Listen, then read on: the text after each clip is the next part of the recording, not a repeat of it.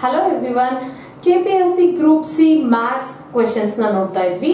ಅಂದ್ರೆ GK paper ನಲ್ಲಿ ಬರುವಂತ maths questions 2021 ಪೇಪರ್ ಸಾಲ್ವ್ ಮಾಡ್ತಿದ್ವಿ. ಕಂಟಿನ್ಯೂ ಮಾಡ್ತಾ ಇವತ್ತು 56th ಇಂದ ನೋಡೋಣ ಯಾವ ಯಾವ ತರ questions ಇದೆ ಹೇಗೆ ಸಾಲ್ವ್ ಮಾಡೋದಂತ. 56th question ಹೀಗಿದೆ. ಒಂದು ಬಾಕ್ಸ್ ಕೊಟ್ಟಿರ್ತಾರೆ ನಂಬರ್ ಬಾಕ್ಸ್. ಅದರಲ್ಲಿ ಏನಪ್ಪಾ ಅಂತಂದ್ರೆ ನಂಬರ್ಸ್ ಎಲ್ಲ ಕೊಟ್ಬಿಟ್ಟು ಒಂದ್ ಕಡೆ ಮಾತ್ರ ಕ್ವೆಶ್ಚನ್ ಮಾರ್ಕ್ ಇರುತ್ತೆ. ಓಕೆನಾ? ಆ ಕ್ವೆಶ್ಚನ್ ಮಾರ್ಕ್ ನಾವ್ ಈಗ ಏನ್ ಮಾಡ್ಬೇಕಪ್ಪ ಅಂತಂದ್ರೆ ಲೈಕ್ ಆ ಕ್ವೆಶ್ಚನ್ ಮಾರ್ಕ್ ಇರೋಂತ ಬಾಕ್ಸ್ ನಲ್ಲಿ ನಮ್ಗೆ ಯಾವ ನಂಬರ್ ಬರಬೇಕು ಅಂತ ಹೇಳ್ಬೇಕು. ಕೆಲವೊಂದ್ಸತಿ ಅದ್ರದ್ದು ಲೈಕ್ ಒಂದ್ ನಂಬರ್ ಇಂದ ಇನ್ನೊಂದು ನಂಬರ್ ಇರೋ ರಿಲೇಶನ್ಶಿಪ್ ಕ್ಲಿಯರ್ ಆಗಿರುತ್ತೆ. ಇನ್ ಕೆಲವೊಂದ್ಸತಿ ನಮ್ಗೆ ಎಷ್ಟು ಟ್ರೈ ಮಾಡಿದ್ರು ಗೊತ್ತಾಗಲ್ಲ. ಇನ್ಫ್ಯಾಕ್ಟ್ ಇದು ಸ್ವಲ್ಪ ಹಂಗೆ ಇದೆ. ನಿಮ್ಗೆ ಏನ್ ಬರ್ಬೋದು ನಿಮ್ಗೆ ಏನ್ ಗೊತ್ತಾ ಆಕ್ಚುಲಿ ಈ ತರ ಪ್ರಾಬ್ಲಮ್ಸ್ ಇದ್ದೇ ಇರುತ್ತೆ 1 or 2. ಇನ್ಫ್ಯಾಕ್ಟ್ ಇದೇ ಪೇಪರ್ ಅಲ್ಲಿ 2021 ಅಲ್ಲ ಇನ್ನೂ ಒಂದ್ ಬರುತ್ತಿದ್ದು. ಈ ತರ ಬಂದ ತಕ್ಷಣ ಒಂದ್ 2 ನಿಮಿಷ ಲೈಕ್ ಯೋಚನೆ ಮಾಡಿ ನೋಡಿ ನೀವು ಇದು ರಿಲೇಶನ್ಶಿಪ್ ರೋ ವೈಸ್ ಇದೆಯಾ ಅಥವಾ ಕಾಲಮ್ ವೈಸ್ ಇದೆಯಾ ಇದ್ರ ರಿಲೇಶನ್ಶಿಪ್ ಅಂತ. ಈಗ ಇಲ್ಲಿ ನೋಡಿ ಆಕ್ಚುಲಿ ಇಲ್ಲಿರೋ ರಿಲೇಶನ್ಶಿಪ್ ಹೇಳ್ತೀನಿ. ಈಗ ಹೆಂಗ್ ಬರುತ್ತೆ ಅಂದ್ರೆ ನಿಮ್ಗೆ ಈ ತರದ ಎಷ್ಟೊಂದು ಪ್ರಾಬ್ಲಮ್ಸ್ ನೋಡ್ತಾ ನಿಮ್ಗೆ ಬಂದಿರೋ ಎಲ್ಲಾ ಅಂದ್ರೆ ನೀವು ಕಲ್ತಿರೋ ಎಲ್ಲಾ ವೇನಲ್ಲೂ ಇದನ್ನ ನೋಡಿದಾಗ ಅವಾಗ ನಿಮ್ಗೆ ಐಡಿಯಾ ಬರುತ್ತೆ ಯಾವ ರಿಲೇಶನ್ಶಿಪ್ ಇರ್ಬೋದು ಅಂತ. ನಾನು ಸ್ಟ್ರೈಟ್ ಫಾರ್ವರ್ಡ್ ಇದು ಯಾವ ರಿಲೇಶನ್ಶಿಪ್ ಮೇಲೆ ಕೊಟ್ಟಿದ್ದಾರೆ ಅಂತ ಹೇಳ್ತೀನಿ. ಒಂದಕ್ಕೊಂದಕ್ಕೆ ಹೇಗದು ನೀವು ಐಡೆಂಟಿಫೈ ಮಾಡಬಹುದು ಅಂತ. ಇಲ್ಲಿ ನೋಡಿ 7 ನ 2 ಟೈಮ್ಸ್ ಮಲ್ಟಿಪ್ಲೈ ಮಾಡಿದ್ದಾರೆ. ಅಂದ್ರೆ ಈ ಸೆಲ್ ಅಲ್ಲಿ ಇರೋದನ್ನ 2 ಟೈಮ್ಸ್ ಮಲ್ಟಿಪ್ಲೈ ಮಾಡಿದ್ದಾರೆ ಪ್ಲಸ್ 13 ನ ಆಡ್ ಮಾಡಿದ್ದಾರೆ. ಸೊ ಏನಾಗುತ್ತೆ 7 2s are 14 plus 13 which becomes 27 ಇಲ್ಲಿರೋ ನಂಬರ್. ಅಂದ್ರೆ ಇದನ್ನ 2 ಟೈಮ್ಸ್ ಮಲ್ಟಿಪ್ಲೈ ಮಾಡಿ ಪ್ಲಸ್ ಇದನ್ನ ಆಡ್ ಮಾಡಿದಾಗ ನನಗೆ ಈ ನಂಬರ್ ಬರ್ತಾ ಇದೆ. ನೆಕ್ಸ್ಟ್ ಅದೇ ತರ ಇದನ್ನ ಮಾಡೋಣ. ಯಾಕಂದ್ರೆ ಗೊತ್ತಿಲ್ಲ ನನಗೆ ಅದೇ ರಿಲೇಶನ್ಶಿಪ್ ನಂಗೆ ಎಲ್ಲಾ ಕಡೆ ಇದ್ದಾಗ ಅಷ್ಟೇ ನಂಗೆ ಇದು ಸಿಗಕ್ ಸಾಧ್ಯ. ಈಗ ಇಲ್ಲ ಸೇಮ್ ವೇ ಇದು ಅಪ್ಲೈ ಆಗ್ಲಿಲ್ಲ ಅಂತಂದ್ರೆ ಅದನ್ನ ನಾನು ಕನ್ಸಿಡರ್ ಮಾಡಕ್ ಆಗಲ್ಲ. ಸೊ ನೋಡೋಣ 45 into 2 ಪ್ಲಸ್ ಯಾವ್ದನ್ನ ಆಡ್ ಮಾಡ್ಬೇಕು ನಾನು ಈ ಸೆಲ್ ಅಲ್ಲಿ ಆಡ್ ಮಾಡ್ಬೇಕು. ಸೊ ಏನ್ ಬರುತ್ತೆ 45 into 2 90 ಪ್ಲಸ್ 54 ಏನಾಯ್ತು 144 ಬಂತು. ಕರೆಕ್ಟಾ? ನೋಡಿ ಇದನ್ನ 2 ಟೈಮ್ಸ್ ಮಲ್ಟಿಪ್ಲೈ ಮಾಡಿ ಪ್ಲಸ್ ಇದನ್ನ ಆಡ್ ಮಾಡಿದಾಗ ನನಗೆ 144 ಬರ್ತಾ ಇದೆ. ಸೊ ಕರೆಕ್ಟ್ ಅಂದ್ರೆ ಆ ಸೀಕ್ವೆನ್ಸ್ ಕರೆಕ್ಟ್ ಇದೆ. ಸೊ ನಾನು ಅದನ್ನೇ ಈಗ ಅಪ್ಲೈ ಮಾಡಿದಾಗ ನನಗೆ ಈ ಕ್ವೆಶ್ಚನ್ ಮಾರ್ಕ್ ನಲ್ಲಿ ಏನ್ ಹಾಕ್ಬೇಕಂತ ಗೊತ್ತಾಗುತ್ತೆ. ಸೊ 32 ಇದೆ. ಸೊ 32 ಇಂಟು ಏನ್ ಮಾಡ್ಬೇಕು 2 ಟೈಮ್ಸ್ ಆಡ್ ಮಾಡ್ಬೇಕು ಪ್ಲಸ್ ಯಾವ್ದೋ ಒಂದು ನಂಬರ್ ಇದೆ ಕ್ವೆಶ್ಚನ್ ಮಾರ್ಕ್ ಅಥವಾ ಕ್ವೆಶ್ಚನ್ ಮಾರ್ಕ್ ಹಾಕೋತೀನಿ. ಕ್ವೆಶ್ಚನ್ ಮಾರ್ಕ್ ಯಾವ ನಂಬರ್ ಆಡ್ ಮಾಡಿದಾಗ ನಂಗೆ ಏನ್ ಬರ್ಬೇಕು 68 ಬರ್ಬೇಕು. ಅದೇ ತರ ಇದ್ರಲ್ಲಿ ನಾನು ಅಬ್ಸರ್ವ್ ಮಾಡಿದ ಬಿಹೇವಿಯರ್. ಸೊ 68 ಬರ್ಬೇಕು. ನೋಡೋಣ 68 ಬರ್ಬೇಕು. ಸೊ 32 2s ಏನಾಗುತ್ತೆ 64 plus question mark is equal to 68. So ನಾನು ಕ್ವೆಶ್ಚನ್ ಮಾರ್ಕ್ ಏನಂತ ಬೇಕು 64 ನಾ ಕಡೆ ಕಳಿಸ್ತೀನಿ ಪ್ಲಸ್ ಇರೋದು ಮೈನಸ್ ಆಗುತ್ತೆ. Question mark is equal to 68 minus 64 which is nothing but 4. ಅಂದ್ರೆ 32 2s 64 ಆಗುತ್ತೆ. 64 plus 4 68 ಬರುತ್ತೆ. So answer second one option B 4 is the right answer. 4 ಬಂದು ಇಲ್ಲಿ ಫಿಟ್ ಆಗಬೇಕು. ಸೊ ಹೀಗೆ ಎಷ್ಟೊಂದು ಡಿಫ್ರೆಂಟ್ ರಿಲೇಶನ್ಶಿಪ್ ಕೊಟ್ಟಿರ್ತಾರೆ. ಒಂದು ಸೆಲ್ ಇಂದ ಇನ್ನೊಂದು ಸೆಲ್ಗೆ ಯಾವ್ದೋ ಒಂದು ರೀತಿ ಕನೆಕ್ಟ್ ಆಗಿರುತ್ತೆ. ಅದ್ ಯಾವ ರೀತಿ ಕನೆಕ್ಟ್ ಆಗಿರುತ್ತೆ ಅಂತ ಐಡೆಂಟಿಫೈ ಮಾಡೋದೇ ಇಲ್ಲಿರುವಂತ challenge.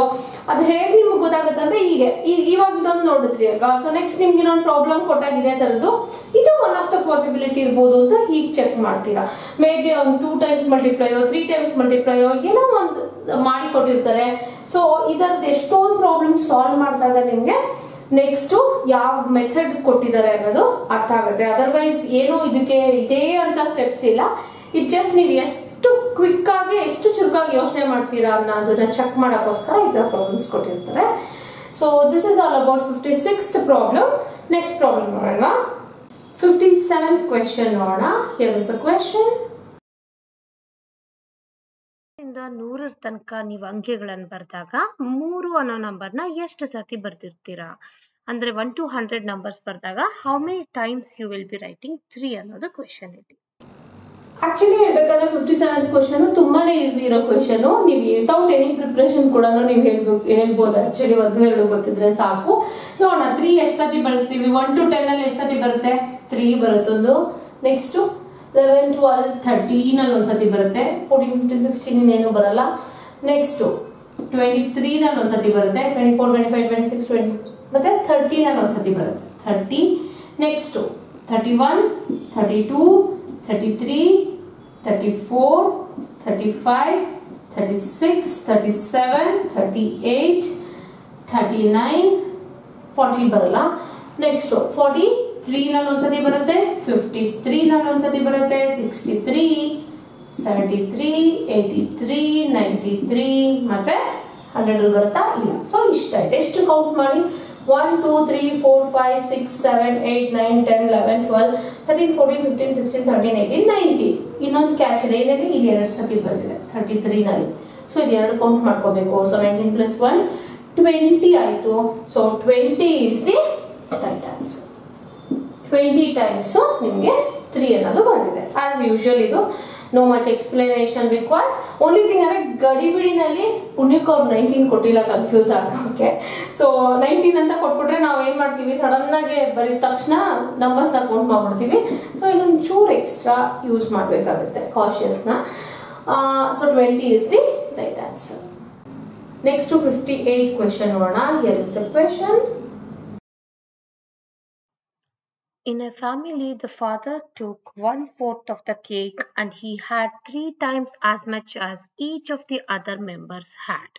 The total member of the family is. ಅಂದ್ರೆ ಒಂದು ಫ್ಯಾಮಿಲಿನಲ್ಲಿ ಆ ತಂದೆ 1/4 ಅಂದ್ರೆ 1/4 ಭಾಗ ಕೇಕ್ನ ತಗೋತಾರೆ. ಅದು ಎಷ್ಟಾಗಿರುತ್ತಪ್ಪ ಅಂದ್ರೆ ಬೇರೆ ಯಾವುದೇ ಸದಸ್ಯನ್ ಕೊಡೋ 3 ಪಟ್ಟು ಇರುತ್ತೆ ಅದು. ಹಾಗಾದ್ರೆ ಟೋಟಲ್ ಎಷ್ಟು ಜನ ಇರ್ತಾರ ಮನೇಲಿ ಅನ್ನೋದು ಕ್ವೆಶ್ಚನ್. ಈ ಕ್ವೆಶ್ಚನ್ ಅಲ್ಲಿ ನಿಮ್ಗೆ ಏನ್ ಅರ್ಥ ಆಯ್ತು ಹೇಳಿ? ಅಲ್ಲಿ 3 ಪಾಯಿಂಟ್ಸ್ ಕೊಟ್ಟಿದ್ದಾರೆ ಆಲ್ಮೋಸ್ಟ್. ಫಸ್ಟ್ ಪಾಯಿಂಟ್ ಏನಪ್ಪಾ ಅಂದ್ರೆ ಫಾದರ್ ಎಷ್ಟು ಶೇರ್ ತಗೋತಾರೆ ಹೇಳಿ ಕೇಕ್ದು? ಫಾದರ್ ತಗೊಳ್ಳೋದು ಅದರಲ್ಲಿ 1/4 ಭಾಗ ಅಂದ್ರೆ 1/4 ಆಫ್ ದ ಕೇಕ್ ನ ಫಾದರ್ ವಿಲ್ ಟೇಕ್. ಅಂದ್ರೆ ಒಂದು ಕೇಕ್ ಇದೆ, ಆ ಕೇಕ್ ನಲ್ಲಿ ಏನ್ ಮಾಡ್ತಾರೆ, ಅಪ್ಪನೇನೆ 1/4 ಭಾಗ ತಗೋಬಿಡ್ತಾರೆ. ಮನೇಲಿ ದೊಡ್ಡವರು ಅಂತ ಅವ್ರಿಗೆ 1/4 ಭಾಗ ಕೇಕ್. ಆಕ್ಚುಲಿ ಆಗೋದು ಉಲ್ಟಾ, ಅದು ಮಕ್ಳಿಗೆ ಜಾಸ್ತಿ ಸಿಗುತ್ತೆ. ಸೊ ಇವ್ರ ಮನೆಯಲ್ಲಿ ಅಪ್ಪನೇ 1/4 ಭಾಗ 1/4 ಆಫ್ ದ ಕೇಕ್ ನ ತಗೋಬಿಟ್ರು ಅಂತ. ಇನ್ನೊಂದು ಏನಂತ ಕೊಟ್ಟಿದ್ದಾರೆ, ಆಕ್ಚುಲಿ 2 ಪಾಯಿಂಟ್ ಕೊಟ್ಟಿರೋದು, ಸಾರಿ ನಾಟ್ 3. ಇನ್ನೊಂದು ಏನಂತ ಕೊಟ್ಟಿದ್ದಾರೆ ಹೇಳಿ, ಅಪ್ಪನ ಶೇರ್ ಎಷ್ಟಾಗಿರುತ್ತೆ, ಫಾದರ್ ಶೇರ್ ಯಾವಾಗ್ಲೂ ಏನಾಗಿರುತ್ತೆ ಹೇಳಿ, 3 ಪಟ್ಟು ಒಬ್ಬ ನಾರ್ಮಲ್ ಇನ್ನು ಬೇರೆಯವರು ಇದಾರಲ್ವಾ ಸದಸ್ಯರು, ಫಾರ್ ಎಕ್ಸಾಂಪಲ್ ಇನ್ನು 3 ಜನ 4 ಜನ 5 ಜನ ಮನೇಲಿ ಇದಾರಲ್ವಾ, ಅವ್ರಿಗೆ ಎಷ್ಟು ಪೀಸ್ ಸಿಕ್ಕಿದ್ಯೋ ಅದರ 3 ಪಟ್ಟು ಅಪ್ಪಂಗೆ ಸಿಕ್ಕಿರುತ್ತೆ ಅಂತ ಆಯ್ತು. ಅಂದ್ರೆ ಫಾದರ್ ಶೇರ್ ಯಾವಾಗ್ಲೂ ಏನಾಗಿರುತ್ತೆ, ಅವರ ಶೇರ್ಗಿಂತ 3 ಟೈಮ್ಸ್ ಆಗಿರುತ್ತೆ. 3 ಟೈಮ್ಸ್ ಆಗಿರುತ್ತೆ ಅಂದ್ರೆ ಏನಪ್ಪಾ ಅರ್ಥ, ಉಳಿದಿದ್ದು ಎಷ್ಟು ಸಿಕ್ಕಿರುತ್ತೆ ಹೇಳಿ? So suppose number of people ಎಷ್ಟು ಜನ ಇರ್ತಾರೆ, x + 1 ಅಂತ ತಗೊಳ್ಳೋಣ. ಎಕ್ಸ್ ಅಂದ್ರೆ ಯಾರು, ಅಪ್ಪನ್ ಬಿಟ್ಟು ಉಳಿದಿರೋರು. 1 ಅನ್ನೋದು ಅಪ್ಪ, father plus x number of people ಇರ್ತಾರೆ ಅನ್ಕೊಳ್ಳಿ ಅಲ್ಲಿ. Okay fine. ಇಲ್ಲಿ 3 ಟೈಮ್ಸ್ ಆಫ್ ಫ್ಯಾಮಿಲಿ ಅಂತ 3 ಟೈಮ್ಸ್ ಆಫ್ ಮೆಂಬರ್ ಅಂತ ಬರ್ತಿರ್ತೀನಿ, ಕನ್ಫ್ಯೂಸ್ ಆಗ್ಬಾರ್ದು ಅಂತ. ಓಕೆನಾ? ಸೊ ಈಗ ನಾನು ಏನ್ ಕಂಡುಹಿಡಿಬೇಕು, ಎಷ್ಟು ಜನ ಇದ್ರು ಅವ್ರ ಮನೇಲಿ ಅಂತ ಕಂಡುಹಿಡಿಬೇಕು. ಇಷ್ಟು ಡೇಟಾ ಕೊಟ್ಟಿರೋದಲ್ಲಿ ಅಲ್ವಾ. So number of people x + 1, x ನ ಕಂಡುಹಿಡಿದ್ಬಿಟ್ರೆ ನನಗೆ ಟೋಟಲ್ ಎಷ್ಟು ಜನ ಇದ್ರು ಅಂತ ಸಿಕ್ಬಿಡುತ್ತೆ. ಸೊ ಈಗ ಒಬ್ಬೊಬ್ರದ್ದು ಶೇರ್ ಎಷ್ಟೆಷ್ಟು ಬಂತು ಅಂತ ನೋಡೋಣ. ಅಪ್ಪನೇ 1/4 ತಗೊಂಡ್ಬಿಟ್ರೆ ಮಿಕ್ಕಿದವ್ರಿಗೆ ಎಷ್ಟು ಸಿಗುತ್ತೆ? Each person will get, each person ಎಷ್ಟು ಸಿಗುತ್ತೆ? ಈಚ್ ಪರ್ಸನ್ಗೆ ಉಳಿಯೋದೆಷ್ಟು? 3/4 ಉಳಿಯುತ್ತೆ ಅಲ್ವಾ ಕೇಕು. ಇನ್ನು 1/4 ಭಾಗ ಉಳಿದಿದೆ, 3/4. ಅವ್ರಿಗೆಲ್ಲ ಈಕ್ವಲ್ ಆಗಿ ಹಂಚ್ತೀನಿ. So divided by X. ಅದ್ಯಾಕೆ ಎಕ್ಸ್ ಅಪ್ಪನ ಬಿಟ್ಟು ಇರುವಂತ ಜನ, ಫಾದರ್ ನ ಬಿಟ್ಟು ಉಳಿದಿರೋ ಜನ ಎಕ್ಸ್. ಸೊ ಉಳಿದಿರೋ 3/4 1/4 ಭಾಗಕ್ಕೆ ನಾ ಡಿವೈಡೆಡ್ ಬೈ ಎಕ್ಸ್. ಎಕ್ಸ್ ನ ಮೇಲ್ ತಗೋಬೇಕು. ಹೇಗೆ? ಇದು ಏನು ಇಲ್ಲ ಅಂದ್ರೆ ಕೆಳಗೆ 1 ಹಾಕೋಬಹುದಲ್ವಾ ನಾನು, ಅದು ನ್ಯೂಮರೇಟರ್ ಆಗುತ್ತೆ, ಡಿನಾಮಿನೇಟರ್ ಆಗುತ್ತೆ. ಸೊ ಇದನ್ನ ಹೇಗೆ ಬರ್ಕೋಬಹುದು, 3/4 ಇಂಟು ಇದನ್ನ ಮೇಲ್ ತರಬೇಕಂದಾಗ ಉಲ್ಟಾ ಆಗುತ್ತೆ. ಅದಕ್ಕೋಸ್ಕರ ನಾನು ಇಲ್ಲಿ 1 ಬರ್ಕೊಂಡಿದ್ದು ಕನ್ಫ್ಯೂಸ್ ಆಗ್ಬಾರ್ದಂತ.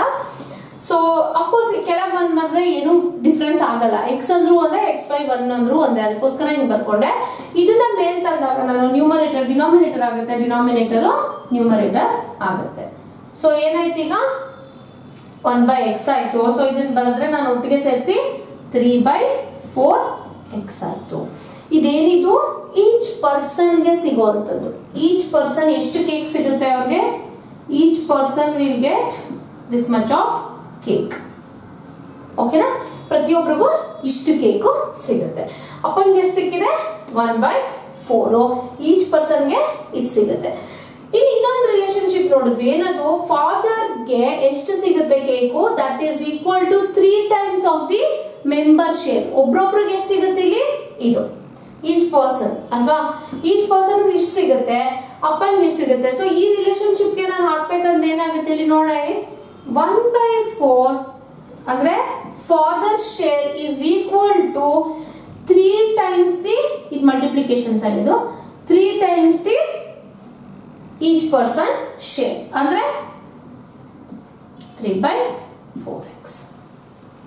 ಇದು ಅರ್ಥ ಆಯ್ತಲ್ವಾ ಅವ್ರು ಏನ್ ಕೊಟ್ಟಿದ್ದಾರೆ ಅಂತ? ಅಂದ್ರೆ ಫಾರ್ ಎಕ್ಸಾಂಪಲ್ ಒಬ್ಬೊಬ್ರಿಗೂ ಈ ತರದೊಂದು ಪೀಸ್ ಸಿಕ್ಕಿದೆ ಅಂದ್ರೆ ಅಪ್ಪನ್ಗೆ ಅದ್ರದ್ದು 3ರಷ್ಟು ಕಾಲ್ ಭಾಗ ಸಿಕ್ಕಿದೆ ಅನ್ನೋ ಅರ್ಥ ಅವ್ರು ಹೇಳ್ತಿರೋದು. ಗೊತ್ತಾಯ್ತಲ್ವಾ ಇದು?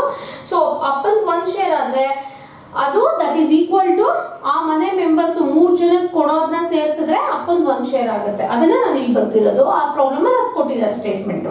ಅಪ್ಪನ್ 1 ಶೇರ್ ಈಸ್ ಈಕ್ವಲ್ ಟು ಒಬ್ಬ ಅವ್ರ ಮನೇಲಿರೋ ಮೆಂಬರಿಗೆ ಕೊಡೋ 3ರಷ್ಟಿದೆ ಅದು. ಆಯ್ತಲ್ವಾ? ಸೊ ಇದೇನ್ ಬಂತು ನನಗೆ? ಈಚ್ ಪರ್ಸನ್ ಇಲ್ಲಿಂದ ತಗೊಂಡೆ ನಾನು. ಸೊ ಇದನ್ನ ನಾವೀಗ ಈಸಿಯಾಗಿ ಸಾಲ್ವ್ ಮಾಡ್ಬೋದು. ಹೇಗೆ ಸಾಲ್ವ್ ಮಾಡ್ತೀನಿ ನಾನು ಇದನ್ನ? 1/4 is equal to 3 3s are 9/4x. ಓಕೆನಾ? ಸೊ ಇದನ್ನ ಕ್ರಾಸ್ ಮಲ್ಟಿಪ್ಲೈ ಮಾಡೋಣ. ಏನಾಗುತ್ತೆ? 9 4s are 36 ಮತ್ತೆ ಇದು 4x. 4x is equal to 9 4s are 36. So x ಈ ಕಡೆ ಬಂದ್ರೆ 36, 4 ನ ಈ ಕಡೆ ಕಳಿಸಿದ್ರೆ ಡಿವೈಡ್ ಆಗುತ್ತೆ. ಅದು 4 9s are 36. ಸೊ x ಅಲ್ಲಿ ಎಷ್ಟು ಜನ ಇರ್ತಾರೆ? ಟೋಟಲ್ 9 ಮೆಂಬರ್ಸ್ ಅವ್ರ ಮನೇಲಿ ಇರೋರು. ಸೊ ಫಾದರ್ನು ಸೇರಿಸ್ಕೊಂಡಾಗ ನಮ್ಗೆ 10 ಮೆಂಬರ್ಸ್ ಆಗ್ತಾರೆ. ಈಗ ನೋಡಿ ಕೇಕ್ ನ ಕಟ್ ಮಾಡಿ ಕರೆಕ್ಟ್ ಆಗಿ ಬರುತ್ತೆ. ಆಕ್ಚುಲಿ 9 ಇಲ್ಲಿ 3 ಪೀಸ್ ಆಯ್ತಾ? ಇದನ್ನು 3 ಪೀಸ್ ಮಾಡಿ, ಇದನ್ನು 3 ಪೀಸ್ ಮಾಡಿ. ಸೊ 1 2 3 4 5 6 7 8 9 ಅಲ್ವಾ? ಸೊ ಇದು ಫಾದರ್ ಕೊಡುವಂತ 1 ಪೀಸ್ ಆಯ್ತು. ಮತ್ತೆ ಅವ್ರು ಇನ್ನೂ ಒಂದು ಹೇಳಿದಾರೆ ನೋಡಿ, 3 ಪೀಸ್ ಸೇರಿಸೋದು ಅಷ್ಟೇ. 3 ಪೀಸ್ ಆಕ್ಚುಲಿ 3 ಜನಕ್ಕೆ ಕೊಡೋ ಅಷ್ಟು 1 ಪೋರ್ಷನ್ ನ ಅಪ್ಪನ್ ಕೊಟ್ಟಿದೀವಿ ಅನ್ನೋದು ಇದು ಕರೆಕ್ಟ್ ಆಗುತ್ತೆ. ಕಾಲ್ ಭಾಗದಲ್ಲಿ 3 ಪೀಸ್ ಮಾಡಿ ನಾವು ಕೊಟ್ಟಿರೋದು. ಸೊ ಹೀಗೆ ಸಾಲ್ವ್ ಮಾಡಬೇಕು. ಸಿಂಪಲ್ ಇದೆ. ನಿಮ್ಗೆ ಏನಾದ್ರು ಕನ್ಫ್ಯೂಸ್ ಅಂದ್ರೆ ಇನ್ನೊಂದ್ಸತಿ ನೋಡಿ, ಕ್ಲಾರಿಟಿ ಚೆನ್ನಾಗಿ ಸಿಗುತ್ತೆ. ಸೊ ಈಗ ಟೋಟಲ್ ಮೆಂಬರ್ಸ್ ಎಷ್ಟಾಗ್ತಾರೆ? ಆ ಕ್ವೆಶ್ಚನ್ ಅಲ್ಲಿ ಕೇಳಿರೋಂಥದ್ದೇನು? ಆ ಕುಟುಂಬದ ಒಟ್ಟು ಸದಸ್ಯರು ಎಕ್ಸ್ ಅನ್ನೋದು ಅಪ್ಪನ್ನ ಬಿಟ್ಟು ಆ ಕುಟುಂಬ ನಂಬರ್ ಆಫ್ ಪೀಪಲ್ ಎಷ್ಟು ಜನ ಆಗ್ತಾರೆ? ಆ ಕುಟುಂಬದ ಒಟ್ಟು ಸದಸ್ಯರು x+1. ಯಾಕಂದ್ರೆ ಎಕ್ಸ್ ಅನ್ನೋದು ನಾವು ತಗೊಂಡಿರೋದು ಅದರ್ ಪೀಪಲ್, ಅಪ್ಪನ್ನ ಬಿಟ್ಟು ಬೇರೆಯವರು. ಸೊ ಅಪ್ಪನ್ನು ಸೇರಿದಾಗ ಇನ್ಕ್ಲೂಡಿಂಗ್ ಫಾದರ್ ಟೋಟಲ್ ಆ ಕುಟುಂಬದ ಸದಸ್ಯರು ಅಥವಾ ಫ್ಯಾಮಿಲಿ ಮೆಂಬರ್ಸ್ ಎಷ್ಟು ಜನ ಆಗ್ತಾರೆ? 10 ಆಗ್ತಾರೆ. 9 ಅನ್ನೋದರ ಆನ್ಸರ್. ಆಕ್ಚುಲ್ ಆನ್ಸರ್ ಬಂದು 10. So this is all about 58th question. ಈ ವಿಡಿಯೋಗೆ 3 questions ಸಾಕು, ನೀಟಾಗಿ ಅರ್ಥ ಮಾಡ್ಕೊಳ್ಳಿ. ನೆಕ್ಸ್ಟ್ ವಿಡಿಯೋದಲ್ಲಿ will see the other problems of 2021 question paper. Thank you. We'll meet in next video. Bye.